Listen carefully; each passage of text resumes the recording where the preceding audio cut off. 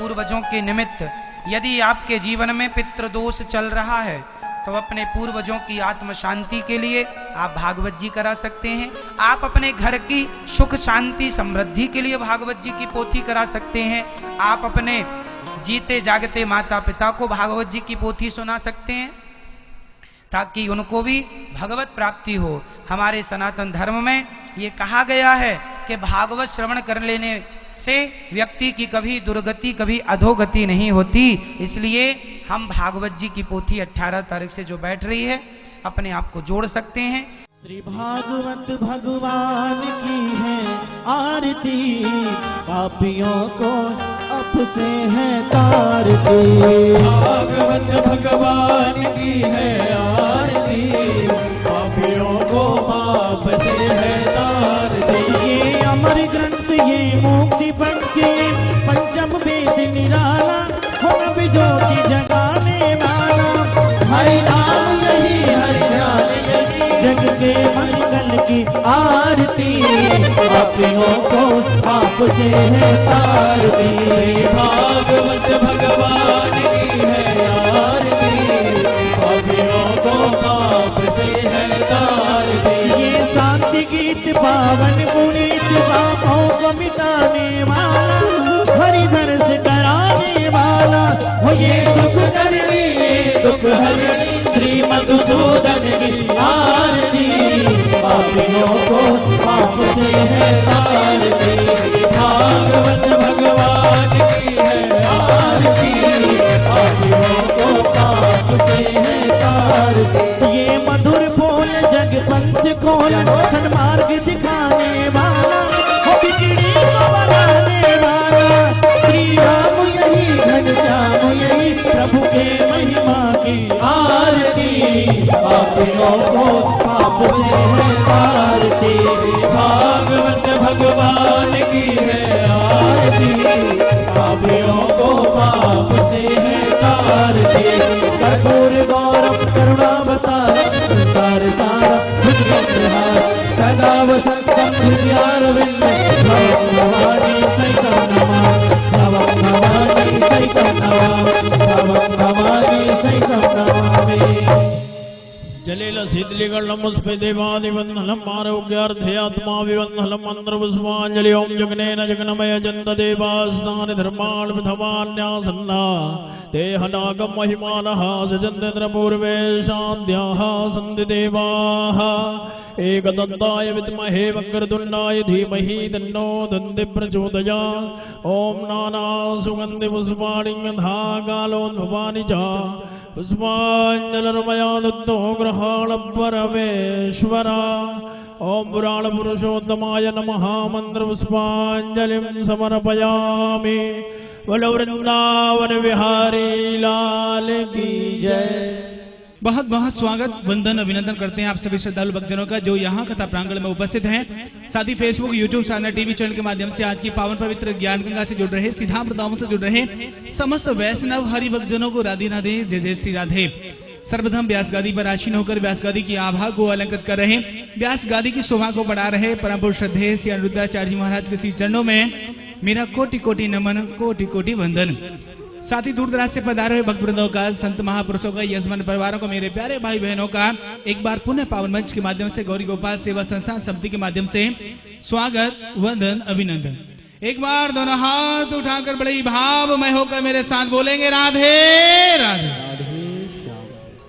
जैसा कि आप सभी को विदित है बड़ी ही सुंदर पावन रस में मंगलमय कथा में प्रवेश करने जा रहे हैं। और आज सप्तदिवसीय ज्ञान गंगा के जहां आज यहाँ भगवती ज्ञान गंगा प्रारंभ हो रही है एक नव दिवस के उपलक्ष्य में, और हम और आप सब इस नव दिवस के साथ में आज प्रथम दिवस की पावन कथा भागवत महात्म्य के साथ में प्रवेश करते हुए श्रवण करेंगे।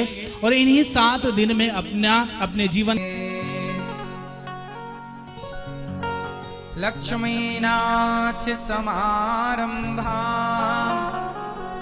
नाथयामन मध्यमा अस्मदाचार्य पर्यन्ता वंदे गुरु परंपरा।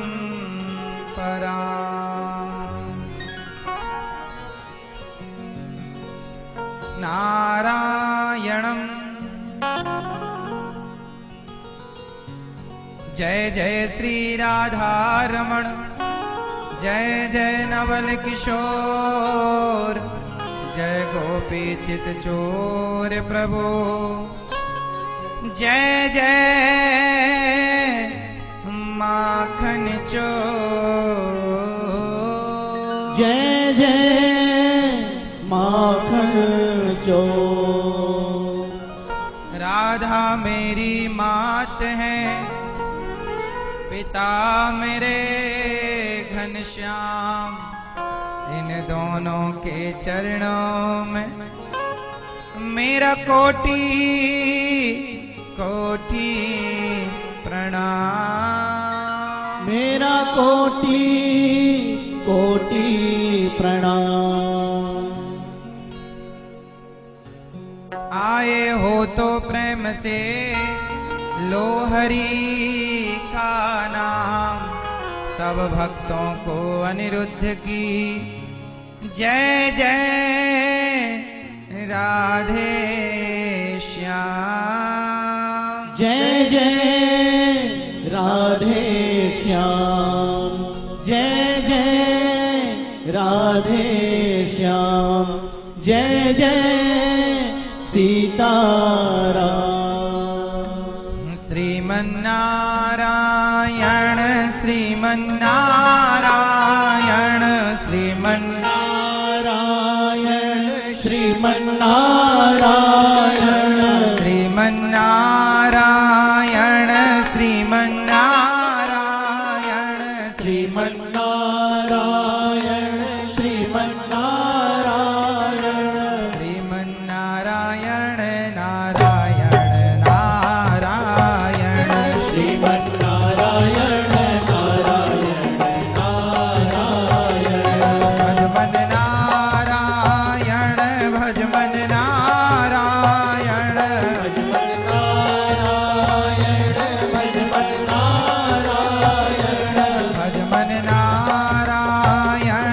भजमन नारायण भजमन नारायण भजमन नारायण श्रीमन्नारायण नारायण नारायण श्रीमन्नारायण नारायण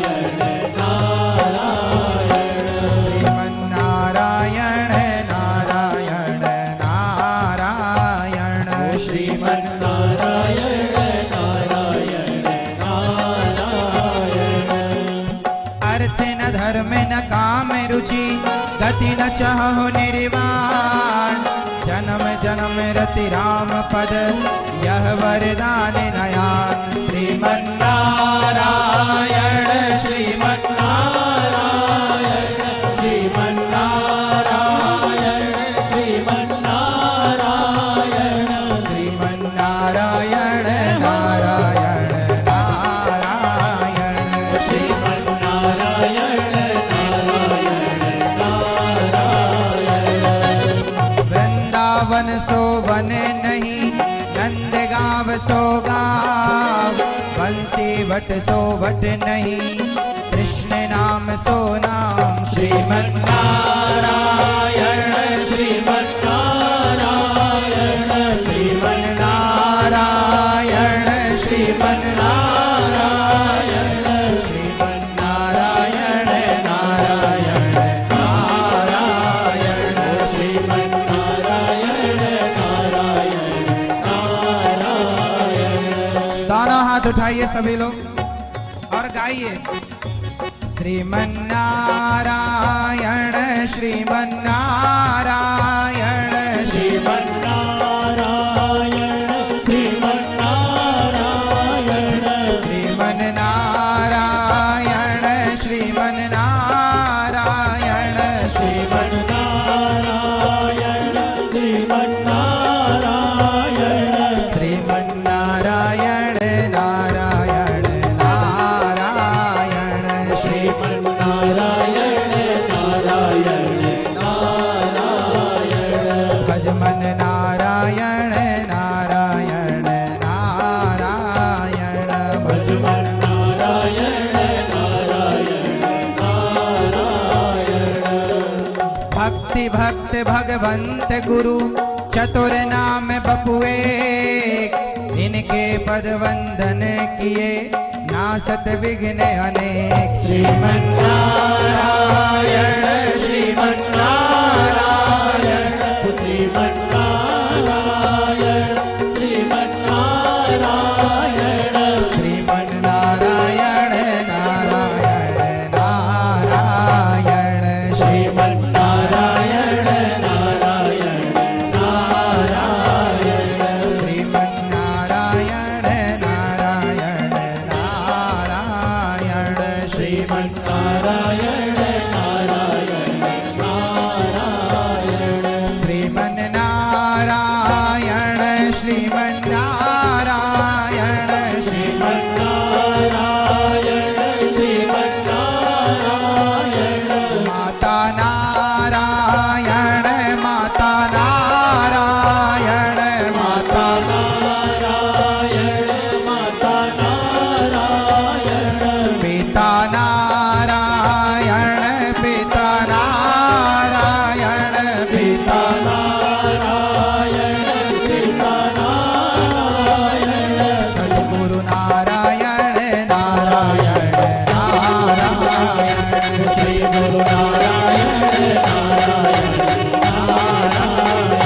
सद्गुरु नारायण नारायण नारायण सद्गुरु नारायण नारायण नारायण सद्गुरु नारायण नारायण नारायण सद्गुरु नारायण नारायण नारायण सद्गुरु नारायण नारायण नारायण।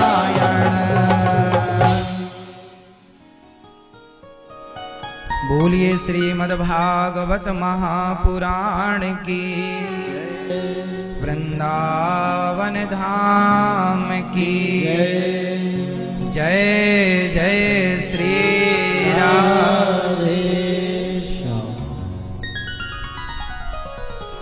परम मंगलमय परात्पर अखिलेश्वर अखिल ब्रह्मांड नायक परात्पर परब्रह्म भगवान श्री कृष्ण की वांगमय प्रतिमूर्ति श्रीमद्भागवत महापुराण दूर दूर से आई हमारी माताएं बहनें श्रोतगण भक्तगण टीवी और यूट्यूब के द्वारा कथा का रसपान करने वाले सभी भक्तजनों को जय श्रीमन्नारायण जय श्री कृष्णा जय श्री राधे। भगवान की अमृतमयी पावन सी कथा का रसपान हम सभी करते हुए अपने जीवन को कृतार्थ कर रहे हैं। इस कथा को आप सभी लोग सुन पा रहे हैं, कुछ घर में बैठ के, कुछ YouTube के द्वारा, कुछ टीवी के द्वारा और कुछ यहाँ पर। आप सभी जो भक्त कथा को श्रवण कर रहे हैं सभी भक्तों को जय श्रीमन्नारायण जय श्री कृष्णा जय श्री राधे। आप सभी भक्तों का बहुत बहुत स्वागत वंदन। इस वृंदावन की पावन धरा पर कथा सुनने वाले सभी भक्तों को जय श्रीमन्नारायण जय श्री कृष्णा जय श्री राधे। आप सभी का मंगल हो, सभी का कल्याण हो, भगवान की कृपा सभी पर बनी रहे। ये भागवत जी की पावन कथा आप सुन रहे हैं, बड़ी दूर दूर से आप लोग आए हैं, सभी का स्वागत है। प्रिय भक्तों, इस कथा में परीक्षित बनके कथा का रसपान मुख्य यजमान बन करके श्रीमती चंचल अग्रवाल जी, स्वर्गीय कमल किशोर अग्रवाल जी की पावन स्मृति में ये पावन सी कथा का आयोजन आप करा रहे हैं। श्री श्याम सुंदर विद्या देवी जी, श्री दीपक राज प्रेमलता जी, विकास मानसी अग्रवाल जी, आकाश अनामिका अग्रवाल जी, सौरभ सलोनी, शुभम, मनीषा, दीप्ति, वासु नीति, समस्त अग्रवाल परिवार, बाजपुरा उत्तराखंड। आप सभी उत्तराखंड की पावन धरती से आए हैं। यजमान परिवार के लिए सुंदर तालियां आप सभी की होनी चाहिए कि इन लोगों ने अपना अनमोल समय निकाल के भगवान जी के चरणों में समय को समर्पित किया है और भगवान की कृपा से ही आज ये भागवत आप सुन पा रहे हैं और सभी लोग सुन पा रहे हैं। आज हमारी मैया श्रीमती चंचल अग्रवाल मैया आप ही हैं। आज मैया जी ने हमसे कहा, अच्छा आप लोग ये चीज समझ लीजिए कि देखिए कथा का प्रभाव कितना है।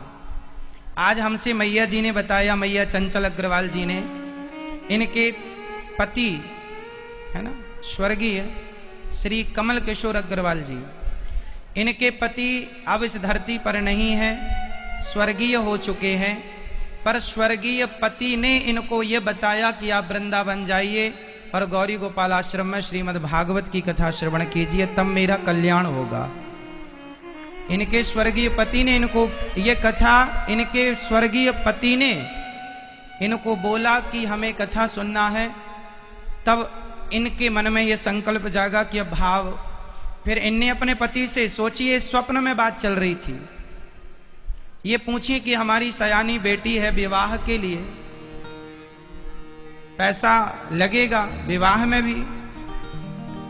तो इनके स्वर्गीय पति ने कहा कि मुझे फिक्र है कि बेटी का विवाह है, पर पहले भागवत सुनो, और बेटी के विवाह के लिए मैंने लड़का ढूंढ रखा है, अपने आप रिश्ता आएगा, बिना लेन देन के अच्छे से अच्छा रिश्ता होगा। और लो वो रिश्ता हो भी गया, मतलब उनकी जो जो बातें उनने कही वो सब सत्य हो गई, ऐसा इन्होंने बताया।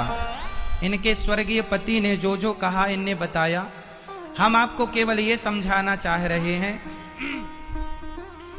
कि देखिए भागवत का इतना प्रभाव है कि यदि कोई प्राण किसी के निकल गए हैं, कोई अब इस धरती पर नहीं है, और उस व्यक्ति के नाम से भी यदि भागवत सुनवाई जाए तो उसका भी उद्धार होता है। कई लोग आप सवाल करते हैं, आज का साइंस ये सवाल कर सकता है कि भाई जो मर गया उससे कैसे सुनवा सकते हैं। तो अब बताइए कि इनके स्वर्गीय पति ने खुद कहा कि हमें भागवत सुनना है वृंदावन में, और उन्होंने ये भी कहा कि हम वृंदावन में भागवत भी सुनेंगे और वहां पर हमारे लिए भागवत के संग संग हमारे नाम से कमरा बनवाओ जहां वृद्ध माए रह के हमें आशीर्वाद देती रहें। तो उन्होंने कमरा भी बनवाया, उन्होंने आज्ञा दी कि कमरा बनवाइए वृद्ध माओं के लिए और भागवत सुनवाइए हमें, और बेटी का विवाह की चिंता ना करो, हम करवाएंगे। तो लग भी गया, लो अच्छे से अच्छा लड़का बिना किसी परेशानी के भगवत कृपा से प्राप्त हुआ। तो ये छोटी सी इनकी कहानी है मैया चंचल जी की।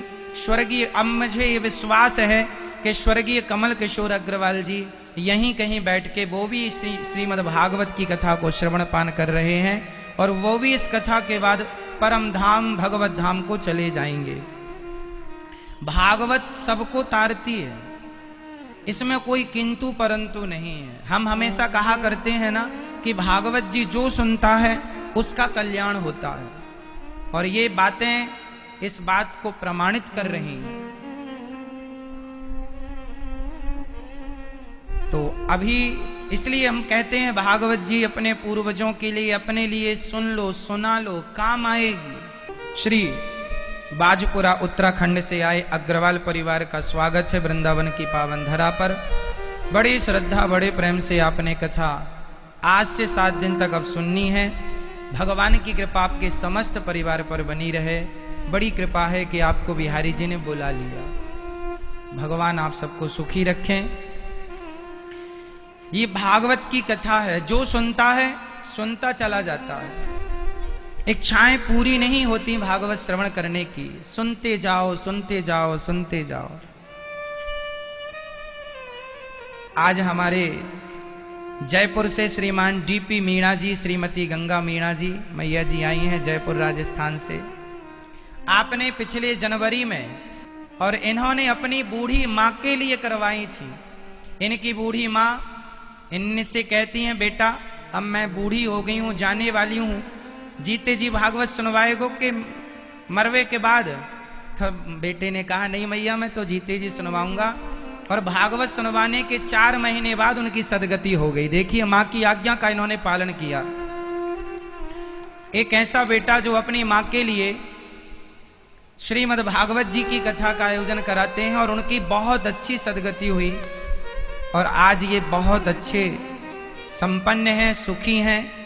चील गाड़ी जयपुर में, चील गाड़ी आपकी होटल है, बड़ा कारोबार है, और जब भी समय मिलता है, अब देखिए अपने व्यस्ततम जीवन से समय निकाल के आप वृंदावन आ जाते हैं और आज भागवत श्रवण सभी की तरह जैसे आप लोग दूर दूर से आके भागवत सुनते हैं, ऐसे आपने भी मन बनाया टीवी पे, घर में तो हमेशा ही सुनते थे, चलो आज वृंदावन की धरा पर बैठ के भागवत सुनेंगे। स्वागत है आपका भी, भगवान की बड़ी कृपा है। जनवरी में 2020 में इनके यहाँ कथा हुई थी और जयपुर के लगभग बहुत सारे लोगों ने कथा का आयोजन में भाग लिया था, सभी लोगों ने आनंद उठाया था और लॉकडाउन में भी वो कथा फिर आप सभी को देखने को मिली थी। कुल मिला के भगवान की कथा से जो जो जुड़े हैं सब सुखी हैं। भागवत किसी को निराश उदास नहीं करती, जो कामना है सब कुछ पूरी होती है।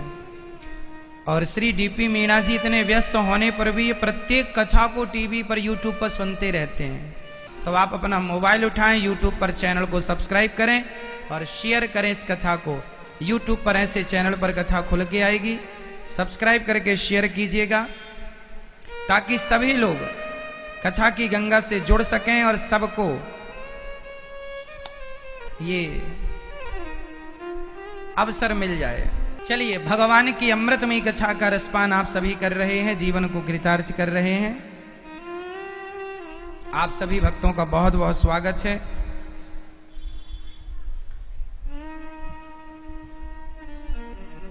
श्री जो भजन आप YouTube पर सुनते हैं वो भजन हमारे यहाँ भैया नरेंद्र जी की स्टूडियो में रिकॉर्ड होते हैं और जबलपुर से नरेंद्र रजक जी, आपकी धर्मपत्नी श्रीमती चंद्र प्रभा रजक जी आप आई हैं, आपका बहुत बहुत स्वागत है। ये जो भजन हम गाते हैं अधिकांश वो इनकी स्टूडियो से रिकॉर्ड होता है और बहुत पहले से जो मन में बसा के तेरी मूर्ति आप आरती सुनते हैं, इन्हीं की स्टूडियो में रिकॉर्ड हुआ था ये भजन, ये आरती जो पूरे भारत में नहीं भारत के बाहर भी सुनी जाती है।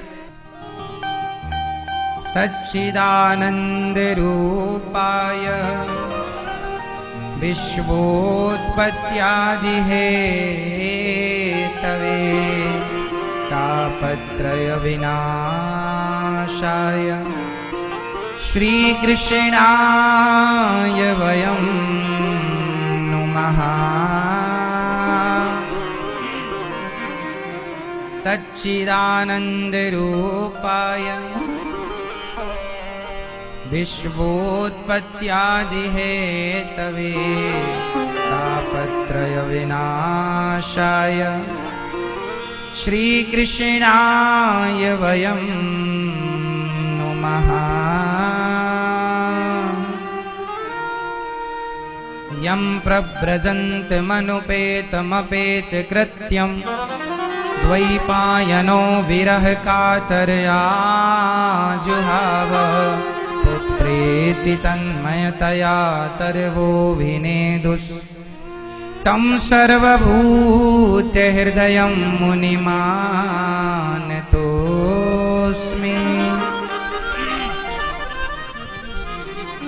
जो भगवान सत्य स्वरूप चित स्वरूप आनंद स्वरूप है, ऐसे भगवान को श्री राधा सहित प्रणाम। सुखदेव भगवान को नमस्कार। जन्म लेते ही सन्यास लेने चले, ऐसे सुखदेव भगवान के पावन चरणों में बारंबार नमन करते हैं। श्री सूत जी महाराज और शौनकादियों की भेंट नैमिषारण्य में हुई। ये नैमिषारण्य बहुत अच्छी नगरी है, आपको पता है। लखनऊ में एक सीतापुर जनपद है, वहां पर नैमिषारण्य है। नैमिषारण्य 88,000 संत बैठे हैं। ये नैमिषारण्य वही नैमिषारण्य है, ये सीतापुर जनपद में है। सीतापुर इसलिए कि वहां पर सीता जी आखिरी में जो माता सीता जी अग्नि पृथ्वी में समाई थी, वो नैमिषारण्य में समाई थी। सीता जी अयोध्या में नहीं समाई, नैमिषारण्य में समाई, इसलिए उस क्षेत्र को सीतापुर कहते हैं। क्यों कहते हैं? क्योंकि राम जी वहां पर यज्ञ कर रहे थे। उस यज्ञ में लवकुश आकर के रोज कथा सुनाया करते थे और कथा का आखिरी दिन था जब लवकुश ने यह कह दिया कि मैं आपका पुत्र हूं। किनसे कह दिया? राम जी से। सभा लगी थी, कह दिया कि मैं आपका पुत्र हूं। तो अब सीता जी, अब कौन गवाही दे कि अब राम जी ने कहा आप हमारे पुत्र हैं, हम कैसे मान लें? भाई जब तक हमारी पत्नी सीता नहीं कहेगी तो आपको मान्यता तो नहीं मिलेगी। सीता को बुलाया जाए।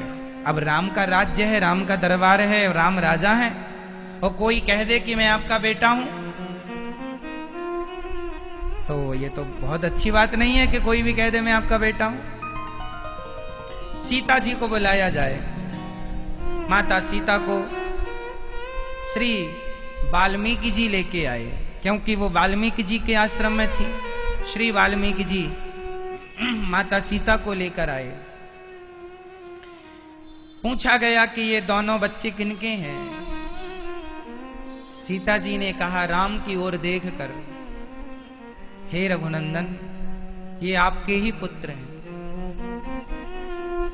जब ये कहा, सिद्ध हो गया कि राम जी के पुत्र हैं ये लवकुश। अब वहां पर एक मांग उठ गई कि अयोध्या की प्रजा ने तो कहा था कि रावण के पास सीता जी रह के आई हैं, तो हम एक्सेप्ट नहीं करेंगे, स्वीकार नहीं करेंगे, इसलिए तो निकाल दिया था। अब यदि राम के बगल में ये जाकर बैठ जाएं और कल को फिर कोई कह दे कि ये तो रावण के पास रहकर आई हैं, तो किसी ने कहा कि आप यदि पवित्र हैं तो अग्नि परीक्षा दीजिए और फिर राम के बगल में जाकर बैठ जाइए। सीता जी बोली, मैं थक गई हूं परीक्षा दे दे करके, अब मैं परीक्षा नहीं दे सकती। उसी समय माता सीता ने कहा कि मैं पवित्र हूं या अपवित्र हूं, आपको यही सबूत चाहिए जनमानस को, तो मैं सबूत देती हूं। हे पृथ्वी माता, यदि मैं पवित्र हूं तो हे पृथ्वी माता, आप फट जाओ और मुझे अपनी गोद में समा लो। जो जिम्मेदारी, जो कर्तव्य मेरे थे पूरे हो गए। जिस दिन सीता जी को प्रजा ने ये आरोप लगाया था कि तुम तो परपुरुष के पास रहकर आई हो रावण की लंका में, जिस दिन जमाने ने ये आरोप लगाया था, सीता जी चाहती तो उसी दिन ये अपने आरोप को सिद्ध कर देती कि तुम गलत हो, हम सही हैं। उसी दिन माता सीता कह सकती थी कि हे पृथ्वी माता, फट जाओ और हमें अपने गोद में ले लो। तो क्या उस दिन पृथ्वी माता नहीं फटती? जरूर फट जाती, पर उस दिन नहीं कहा। क्यों नहीं कहा? इसलिए नहीं कहा कि उस समय माता सीता गर्भवती थी। यदि माता सीता समा जाती पृथ्वी पर तो गर्भ में पल रहे बच्चे भी समा जाते, फिर राम का वंश कहां रह जाता। इसलिए समाज के घोर अपमान करने पर भी माता सीता ने कोई उत्तर नहीं दिया, जबकि वो गंगा की तरह पवित्र है। तुम लांछन लगाते हो तो लगाओ, चूंकि गर्भवती है, मैं मर जाऊंगी तो पुत्र भी मर जाएंगे, इसलिए पहले जिसकी अमानत मेरे गर्भ में पल रही है उसकी अमानत उन्हें देकर के खड़ा कर दूं, जिम्मेदार बना दूं, फिर मैं अपने कर्तव्य को पूरा करूंगी। और आज नैमिषारण्य की पावन धरती पर माता सीता पृथ्वी मां से कह रही हैं, हे मां, मैं पवित्रता का परिचय दे दे करके थक गई हूं, पवित्रता का प्रमाण दे दे करके थक गई हूं। मां, यदि मैं पवित्र हूं, मैंने स्वप्न में भी अपने राम के अतिरिक्त, अपने पति के अतिरिक्त स्वप्न में भी मैंने कभी किसी पुरुष का चिंतन ना किया हो, मां, तो मुझे अपने गोद में स्थान दे दो। ये कहकर माता सीता ने ज्यों ही अपनी वाणी को पूरा किया, सब देखते रह गए, सबकी आंखें खुली के खुली रह गईं। अब क्या होने वाला है, अब क्या होने वाला है? सबका मुंह जितना खुला था उतना ही खुला रहा, बंद था बंद ही रहा। सब स्तब्ध हो गई, पूरी सभा शांत हो गई। उसी क्षण घरघराहट के संग गर्जना के साथ पृथ्वी बीच में से वहीं दरबार की पृथ्वी फटी और सुंदर सा विमान निकला। पृथ्वी मां उस विमान में बैठी, कहा आओ बेटी मेरी गोद में बैठ जाओ, आओ सीता मेरी गोद में बैठ जाओ। और ज्यों ही माता सीता चली, जाकर के सिंहासन पर बैठी, वो पृथ्वी मां माता सीता को लेकर जाने लगी। माता सीता सिर्फ राम की ओर देख रही हैं और राम माता सीता की ओर देख रहे हैं। राम सिंहासन से, अब राम का धैर्य भी टूट गया। सिंहासन से उठकर दौड़े, सीता सीता मुझे छोड़कर मत जाओ, सीता। ये कहकर राम जी अपनी सिंहासन छोड़कर आगे आए। तब तक तो पृथ्वी के अंदर माता सीता समा गईं। जिन लोगों का मुंह खुला था माता सीता की परीक्षा के लिए, सबका मुंह बंद हो गया, सबका मुंह बंद हो गया। दे दिया उन्होंने अपनी पवित्रता का प्रमाण पत्र कि देखो मैं पवित्र हूं, तो पृथ्वी फट जाए सो फट गई, समा गई माता सीता। राम जी बहुत रोए हैं, इसलिए नहीं कि सीता जी समा गई पृथ्वी पर, इसलिए नहीं, इसलिए रोए हैं कि सीता को मैं सुख ना दे पाया। सोचो, जिनके पति भगवान है, मर्यादा पुरुषोत्तम भगवान, उनकी पत्नी को भी उनके भाग्य का दुख भोगना ही पड़ा। इसलिए लिखा किस्मत में मिटता नहीं मिटाने से। समय को काट लो भैया किसी बहाने से, समय को काट लो, क्योंकि जो लिखा है भोगना पड़ता है। मर्यादा पुरुषोत्तम भगवान श्री राम, उनकी धर्म पत्नी माता सीता, उन्हें भी उनके भाग्य का दुख भोगना पड़ा। राम को एक बार वनवास जाना पड़ा, माता सीता को 2 बार वनवास जाना पड़ा। अब आप हमसे सवाल कर सकते हैं कि महाराज जी ये बताओ कि राम जी ने वनवास सीता माता को क्यों भेजा था? सीता जी तो गलत नहीं थी। हाँ, सीता जी गलत नहीं थी, ये बात राम जी भी जानते हैं, परंतु क्या करें, प्रजा समझने को तैयार नहीं। यदि राम जी नहीं भेजते तो प्रजा आरोप लगाती कि राम तो राजा हैं, मनमानी चलाते हैं, किसी की सुनते ही नहीं। भाई राजा तो केवल पति नहीं हुआ ना, वो राजा तो एक राजा है, सबका राजा है। और राजा का धर्म है कि वो प्रजा की बात सुने। केवल पत्नी की सुनेगा तो जोरू का गुलाम कहाया जाएगा। अरे प्रजा की बात सुनते नहीं है, पत्नी की बात सुनते हैं। तो प्रजा को इतना महत्व दिया कि प्रजा को इतना महत्व दिया कि माता सीता पवित्र थी। राम जी जानते हैं इस बात को, पर चूंकि प्रजा की आवाज है इसलिए कई लोग कहते हैं राम जी ने सीता को निकाल दिया। ना, निकाला नहीं है। राम जी ने सीता जी को निकाला नहीं है, राम जी ने सीता जी को भेजा है। कहां? जैसे एक पति अपनी पत्नी को उसके पिता के घर छोड़कर आता है, क्यों? पति जाए या फिर आपका देवर जाए, आपका देवर आपको ले जाता है ना आपकी मां के घर, उसी प्रकार वाल्मीकि जी जो हैं वो सीता मां के पिता ही तो हैं। गुरु पिता ही तो होता है। गुरु क्या होता है? गुरु पिता। तो राम जी ने सीता जी को जंगल में छोड़ा नहीं, वाल्मीकि जी के आश्रम के करीब श्री लक्ष्मण जी माता सीता को भेज के आए, वहां छोड़ा। कहां छोड़ा? बिल्कुल वाल्मीकि जी के आश्रम के करीब के। और जब और लक्ष्मण जी छिपकर देखते रहे। वाल्मीकि जी जब आए, जब सीता मां को ले गए, तब लक्ष्मण जी वापस आए। तो मजबूरी थी, इसलिए अयोध्या के राजमहलों से निकालकर श्री वाल्मीकि जी के आश्रम में, क्योंकि वो जानते थे कि यहाँ सीता सुरक्षित रहेगी। और सुरक्षा के संग राम जी ये जानते थे कि बच्चों को संस्कार देना है, तो बच्चों को संस्कार महलों में नहीं, वाल्मीकि जी के आश्रम में ही, गुरुकुल में ही संस्कार दिए जा सकते हैं। इसलिए संस्कार देने के लिए गुरु के पास भेज दिया। तो माता सीता को राम जी ने निकाला नहीं। देखो, एक ही बात को कहने के अलग अलग अनेक ढंग हो सकते हैं,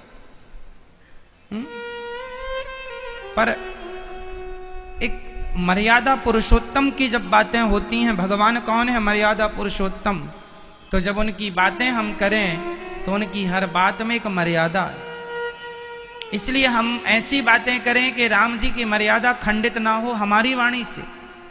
राम जी ने सीता को निकाला नहीं, पिता के घर, पिता मीन्स जनक जी तो हैं, श्री वाल्मीकि जी के आश्रम में उन्होंने भेज दिया, क्योंकि उन्हें विश्वास था। क्योंकि राम जी जब 14 साल के लिए गए थे ना वनवास, तो उस वनवास काल में भी राम जी वाल्मीकि जी के आश्रम में गए हैं। तो माता सीता जी जब साथ में थी, तो वो माता सीता का देखा सुना था, देखा सुना था, अच्छा लगा था उन्हें। तो राम जी समझ गए कि वो आश्रम सीता के लिए ठीक रहेगा, जो भी अब बचा हुआ समय है वहां गुजार लेंगे। तो माता सीता ने वहां समय गुजारा। कथाएं तो देखो बहुत सारी हैं कहने की, सुनने की, पर जितना समझ में आ जाए वो पर्याप्त है। राम जी पर कोई उंगली ना उठाए, माता सीता पर कोई उंगली ना उठाए, इसके लिए हमने आपको दोनों पक्ष की बातें स्पष्ट कर दी।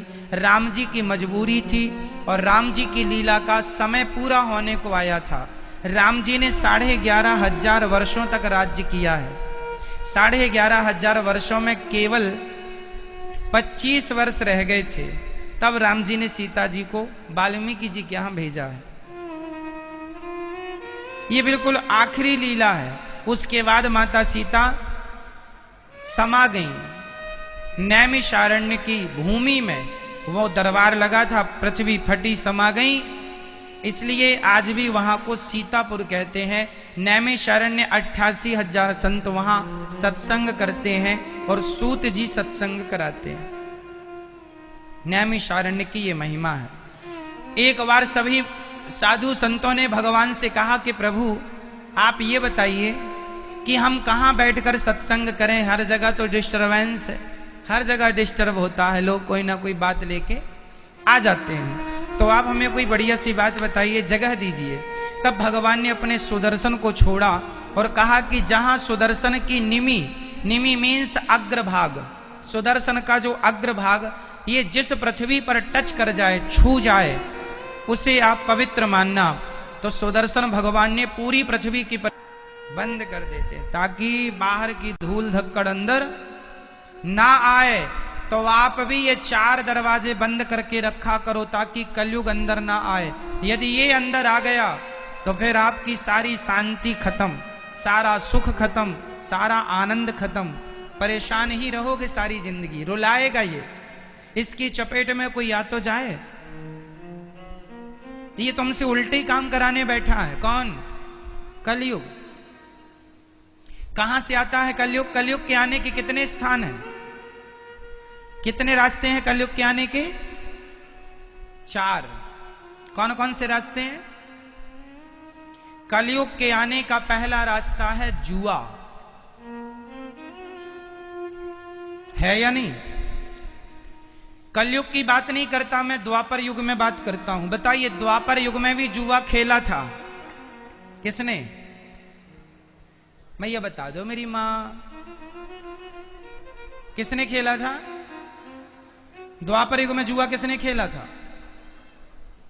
पांडवों ने और कौरवों ने। तो जुआ खेलेगा जो, तो आएगा कौन? जोर से कौन आएगा? कलयुग आएगा। और कलयुग क्या? कलयुग का नाम है कली। कली मीन्स कलह, जो झगड़ा कराए वो कलयुग है। जो झगड़ा कराए वो कलयुग है। तो जुआ खेला कौरवों ने तो झगड़ा हुआ कि नहीं? महाभारत हुआ। किसके कारण हुआ? जुआ के कारण। इसलिए कलयुग के आने का पहला रास्ता है जुआ। कौरवों ने जुआ खेला तो सर्वनाश हुआ, पांडवों ने जुआ खेला तो 12 साल का वनवास, 1 साल का अज्ञातवास हुआ। उनकी संपत्ति हड़प ली, खत्म हो गई, नष्ट हो गई। स्वयं की पत्नी दाव में लग गई। क्यों जी? कितना नुकसान ना हुआ बताइए? सब कुछ चला गया। किसके कारण? जो बोलो मेरी मैया, ओ मैया, किसके कारण मैया? तो जुआ आप लोग तो नहीं खेलती हो मैया? जुआ नहीं खेलना। आपके पति और आपके बेटा लोग तो नहीं खेलते, ससुर जी तो नहीं खेलते। जुआ कोई ना खेले ऐसी मेरी विनती है। यदि खेलोगे तो आप समझ लो कलयुग की चपेट में आ जाओगे। और फिर कलयुग जो तुम्हारी बुद्धि बिगाड़ेगा ना, बड़ा मुश्किल है कंट्रोल कर पाना उसको। महाभारत हुआ, सर्वनाश हो गया कि नहीं कौरवों का? जुआ खेला था ना। तो यहां से कलयुग आता है। आपके छत में यदि पानी टपकने लगे तो आप क्या करते हैं? टपकने देते हैं या बुला के आप उसको ठीक कराने की कोशिश करते हैं? ठीक कराते, लीकेज ठीक करते हैं आप। बस मेरी मां, इसी तरह जब आपके अंदर ये कलयुग लीकेज होने लग जाए, जब कलयुग आने लग जाए, तो आप देखो कि कहां से आ रहा। पहले तो ये देखना पड़ता पानी कहां से रिसाव हो रहा है, उस जगह को आप पकड़ के फिर वहां पर वाटर प्रूफिंग कराते हैं छत में। उसी तरह ये देखो पहले कि कलयुग कहां कहां से आता है। जहां जहां से आता वहां पूरी वाटर प्रूफिंग करा लो, ताकि कलयुग रूपी जल ना आए। कलयुग पहला स्थान है जुआ। तो जुआ दूर दूर तक आप ना खेलें, कोई संबंध ना हो, जुआड़ियों के पास भी ना बैठो, नहीं तो कलयुग आएगा। और आएगा तो फिर आएगा, डैमेज करेगा। द्यूतम पानम, कलयुग के आने का दूसरा रास्ता है शराब। शराब जहां पीने वाले लोग ज्यादा होंगे वहां उसकी बुद्धि में शराबी झगड़ा जरूर करेगा। शराबी बिना झगड़ा के रह ही नहीं सकता, क्योंकि शराब मतलब कलयुग। कलयुग खोपड़ी में बैठा हो, कली मतलब कलह, वो तो कलह कराएगा, झगड़ा कराएगा। शराब पियोगे तो झगड़ा होगा। भगवान श्री कृष्ण के 56 करोड़ यादव यदुवंशी आपस में शराब पी के तो लड़के चले गए। इस शराब ने भगवान के वंश को भी नहीं छोड़ा, तो आपको और हमें छोड़ देगी। ये सबक है कि शराब ने यदुवंशियों को नहीं छोड़ा, तो आपको और हमें छोड़ देगी। इसलिए शराब, जरा दूर रहिए शराब से। आजकल तो बड़े भयंकर वाले नशा आने लगे। आजकल मैंने सुना है कोई सफेद कागज आता है, उसको भी लोग लेते हैं, कुछ बोलते हैं उसको। हमें किसी बहन ने बताया कि महाराज जी ये देखिए, ये भी वही कागज होता है, उसको लोग ले लेते हैं, 2-3 दिन तक उसका नशा रहता है ना। और वो ऐसा नशा है कि माँ, बेटा शराब पिए तो माँ पकड़ भी लेती है कि तूने शराब पी रखा है। पर वो आजकल ऐसा नशा आ गया है, वो कागज दबा लेते हैं लोग अपने मुंह में, तो माँ बाप पकड़ भी नहीं पाते और 2-2 दिन तक उसका नशा रहता है। मतलब इतना खतरनाक नशा है। और कुछ नाम है, देखो अपने को तो इसका आइडिया नहीं है नाम आम का, पर होता है कुछ, स्मैक वगैरह बोलते हैं। और भी कुछ है, स्मैक तो ठीक है आप सब जानते हैं, कुछ और है, कोई कागज उसमें लाल धारी होती है, वो कागज में नशा होता है। अब आप लोग ट्राई ना करना, हम केवल बता रहे हैं आपको कि आजकल के बच्चे, आजकल मैं माँ बाप को समझा रहा हूं कि देखिए आप लोग बच्चों को अच्छे संस्कार दो, यही एक उपाय है। वरना आप सोचो कि मेरा बेटा शराब तो पीता नहीं है, तो मैया शराब से खतरनाक नशे भी आने लग गए हैं बाजार में। शराब में तो बदबू आ जाती है, किसने पी रखी है, पर शराब से ऐसे ऐसे नशा आते हैं, 2 दिन तक नशे में छोड़ा रहेगा, पता ही नहीं चलेगा। कुल मिला के हर नशा खतरनाक है, और जहां नशा है वहां फिर विकास नहीं होगा आपका, आपका मस्तिष्क शून्य हो गया, काम करना छोड़ देगा। इसलिए ये बुरी लतों से सबको बचना चाहिए और बचाना चाहिए, यही हम सबका परम धर्म है ना। बुरी आदतें सबके लिए खतरनाक है, बेटा आपका हो हमारा हो, बेटा तो बेटा है। आपके घर में आग लगे, हमारे घर में आग लगे, आग तो आग है, तुम्हारी भी खुशियां जलाएगी, हमारी भी खुशियां जलाएगी। तो भगवान से यही विनती करो कि विधाता किसी के घर में आग ना लगे, किसी के घर में नशा ना पहुंचे, सबके घर में खुशहाली रहे, शांति रहे, सबके घर में प्रेम बना रहे, खुशहाली रहे, किसी के घर में झगड़े की आग ना लगे। क्यों? सर्वे भवन्तु सुखिनः सर्वे सन्तु निरामया। हम भारतीय हैं ना, सबका कल्याण हो, यही चाहते हैं। हे विधाता सबका कल्याण हो, कोई दुखी ना हो। हम लोग ऐसे नहीं है कि अपना बस कल्याण चाहे, ना जी, हम लोग तो वो लोग हैं कहते हैं विश्व का कल्याण हो। हम तो ये भी चाहते हैं यूक्रेन का भी कल्याण हो, रसिया का भी कल्याण हो, उनको भी सद्बुद्धि आए, वो भी ना लड़ें, खुशी से रहें, खुशी से रहो। क्यों जी? हम तो सबका कल्याण चाहते हैं, विश्व का कल्याण हो। किसी की लड़ाई झगड़े से हमें कोई लाभ नहीं है, और लाभ हो भी तो भी हम नहीं चाहेंगे कि कोई लड़े। ठीक है मेरी माँ? तो इन चीजों का ध्यान। तो ये बताओ झगड़ा कौन कराता है? भैया को जगाइयो जरा। सरकार 7 दिन सोना नहीं है, सिर्फ रात को। अच्छा सुनो, आप यात्रा से आए हैं, थके हैं, सही है, पर कथा सुनिए।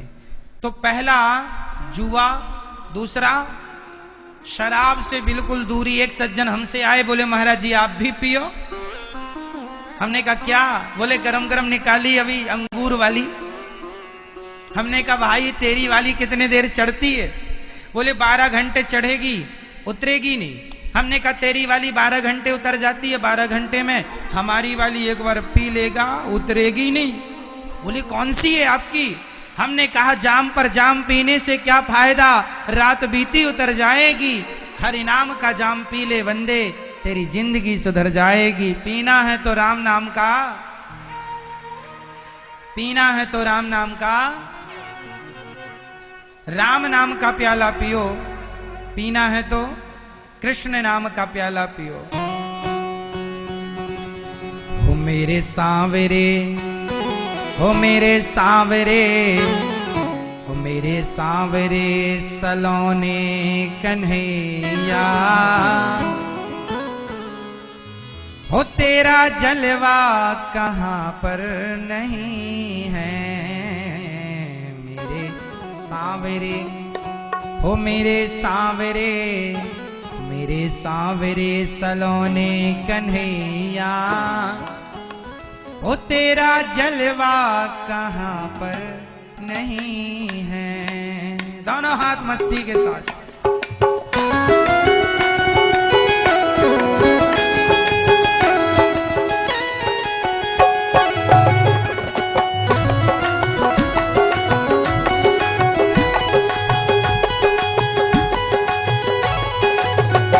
मेरे सांवरे सलोने कन्हैया, मेरे सलोने कन्हैया, मेरे सांवरे सलोने कन्हैया, मेरे सांवरे सलोने कन्हैया, तेरा जलवा कहाँ पर नहीं है। तेरा जलवा कहाँ पर नहीं है। मेरे सांवरे सलोने कन्हैया, मेरे सांवरे सलोने